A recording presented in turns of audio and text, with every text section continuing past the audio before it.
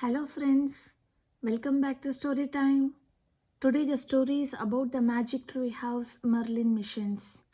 Carnival at Candlelight. Magic Tree House Merlin Missions. Carnival at Candlelight by Mary Pope Osborne. Chapter 5. Lorenzo. Jack and Annie ran through the square, dodging dancers, fortune tellers, and acrobats. They didn't stop until they were hidden in the middle of a crowd watching a puppet show. As Jack tried to catch his breath, he looked around at all the pirate and animal and clown costumes. He was glad now that he and Annie were dressed in silly outfits too. When they looked at each other, they laughed nervously. Maybe we shouldn't have skipped ahead, said Jack. Yeah, you are right, said Annie. We should have been more patient. Let's go back to the part about the painter Tipolo. Jack nodded. I think we should go to his house, he said. Maybe he is there after all. Maybe that clown had the wrong information. I hope so, said Annie. The clown said Tipolo lives near the church of San Felice, said Jack. He pulled out their map and studied it. Okay, so we are here in St. Mark's Square and we had to get there. He traced the route with his finger.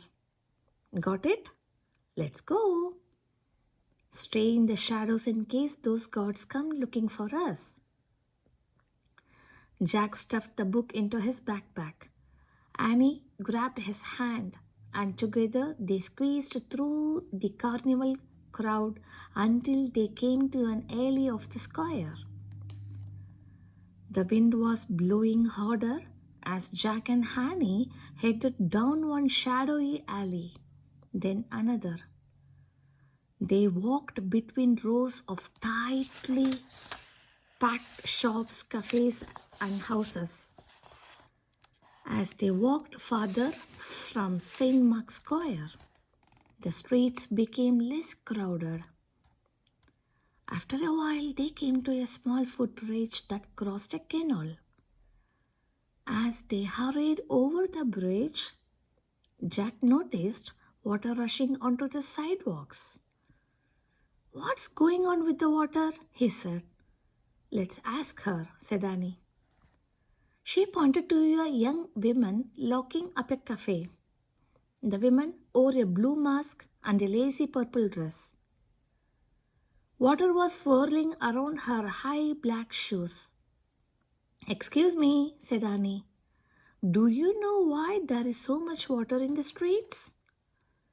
Oh, there has been much rain in the mountains, said the young woman. It all washes down to the lagoon. It makes the water very high.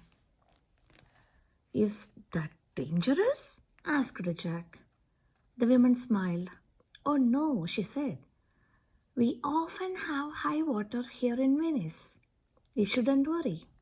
You should go watch the fireworks on the waterfront near St. Mark's. Everyone is going there. Thanks, said Annie. The woman waved and went on her way. I guess we can stop worrying about the water, Annie said to Jack. Yeah, said Jack. But he couldn't help worrying as he saw a clump of seaweed wash past them down the alley. As Jack and Annie walked toward the church of San Felice, a bell started to chime. Jack counted the bongs. 11. Another bell started to toll. Jack counted 10 bongs. What time do you think it is, really? He asked. I don't understand. Patience. Remember? Said Annie. One thing at a time. We just have to find Tipolo's house now. Soon they came to a small church of San Felice. The square next to the church was empty except for an old man walking a small fat dog. Good evening, little clowns, the man said with a friendly smile. Why aren't you at the waterfront by St. Mark's Square? I would be there myself, except my Rosa is afraid of fireworks. He smiled at his chubby dog. Actually, we are trying to find the house of a painter named Tipolo, said Jack. Oh, he's my neighbor, said the old man. He lives there. He pointed to a dark house off the square. But you won't find him home. I know. We heard he's away, said Jack. We were just wondering if he was coming back soon. I fear not, said the man. Tipolo told everyone that he would be gone for many months. But you should get along to the fireworks on the waterfront now. Everyone in Venice will be there to see them. They are quite magnificent on the last night of Carnival. Thanks, said Jack. The old man waved as he and Rosa walked slowly across the square. The church bell began to sound. It bonged 11 times. Excuse me, sir, Jack called. All the clocks in Venice tell different times. Which one is right? None, the old man called.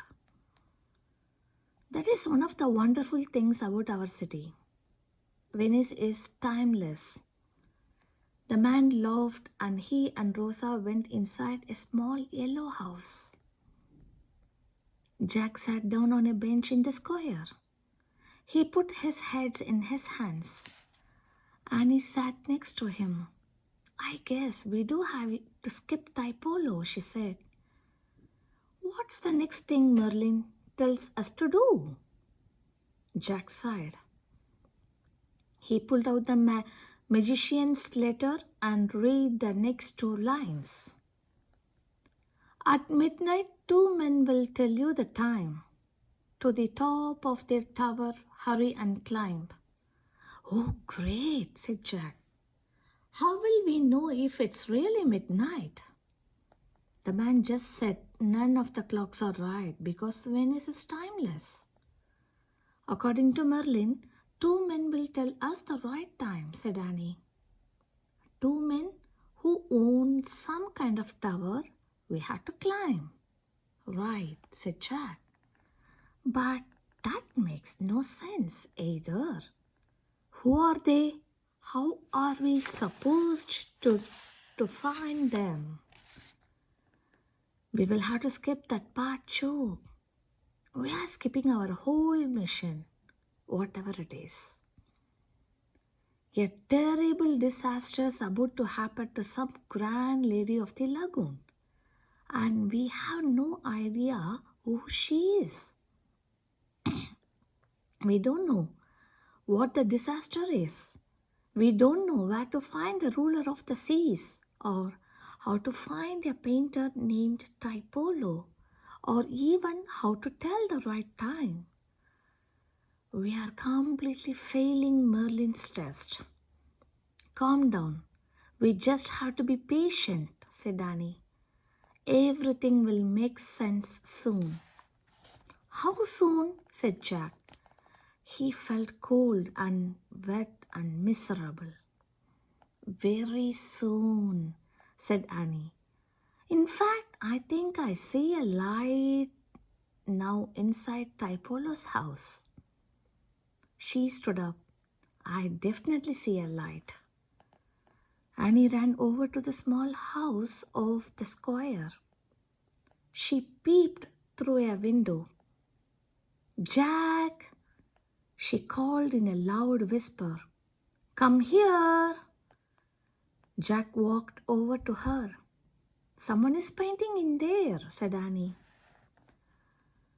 Through the window, Jack saw a candle burning in a corner of the room. He saw canvases and the pots of paint. He saw a boy standing at an easel. The boy was painting a picture on a large canvas. "He's just a kid," said Jack with disappointment. "He can't be Typolo." "So what?" said Annie. "Maybe he can help us." She tapped on the glass. The boy looked up. He carried his candle to the window and opened it. He had reddish brown hair and big eyes. "Hello," he said. "Are you looking for someone?" "I'm Annie, and this is my brother Jack," said Annie. "We are visiting Venice, and we were hoping to find a painter named Typolo." "You have just done so," the boy said. "My name is Lorenzo Typolo." Lorenzo had a very serious manner. "You're a painter, too?" asked Annie. "Yes, as you can see, I'm painting right now. I help my father and my older brother with their paintings," said Lorenzo. "And when they are gone, I paint on my own. I will even miss the last night of the carnival to paint. But why are you not there?" "We are on a mission," said Annie. "We just escaped from the palace prison. We got caught looking for the ruler of the seas." "The ruler of the seas?" said Lorenzo. "Why were you looking in the palace? The ruler of the seas is right here." "What?" said Jack. "The ruler of the seas is here?" Lorenzo smiled. Then he walked to a large covered canvas propped against the wall. He pulled off the cloth cover. He held up his candle to show a painting of a beautiful woman resting her hand on the head of a golden lion. A man was giving coins to the woman. The man had a bare chest, a rugged face, long dark hair, and a white beard. Behind him was a three-pronged fishing spear. "My father has been working on this painting for some time," said Lorenzo. He pointed at the bearded man. "'Tis Neptune." "Neptune?" said Jack. "He is one of the gods in Roman mythology, right?" "Yes, the ruler of the seas," said Lorenzo. "Oh, we thought the ruler of the seas was the ruler of Venice," said Annie. "We thought he lived in the palace on St. Mark's Square." Lorenzo laughed. "Oh no, the palace is just the home of our city's human ruler," he said. "The true ruler of all the seas is Neptune." "Where does Neptune live, Lorenzo?" Annie asked. "He lives beneath the water in a beautiful palace made of coral and sparkling jewels," said Lorenzo. "But only a few people can actually see Neptune." "Like who?" asked Annie. "Those with imaginations, like my father, my brother, and myself," said Lorenzo. "We have heard the waves around Neptune roar like wild bulls. We have seen his fishing spear rising high above the surface of the sea, gleaming in the moonlight." "That sounds great," said Annie. "Yeah, great," Jack said politely. "You guys must have really good imaginations." "Thanks, Lorenzo." He turned to Annie.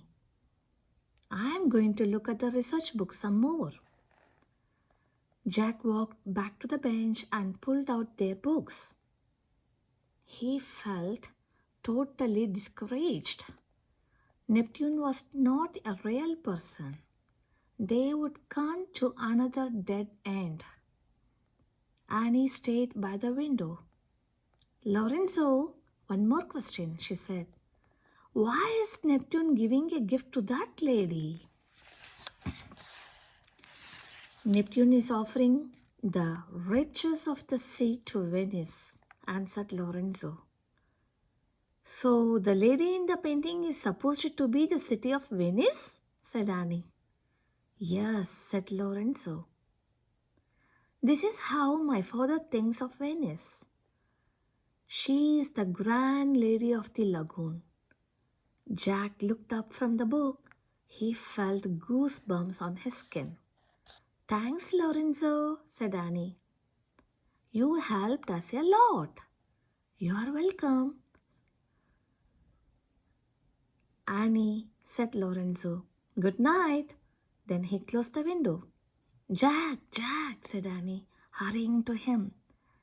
The grand lady of the lagoon is Venice. I know, I heard, said Jack.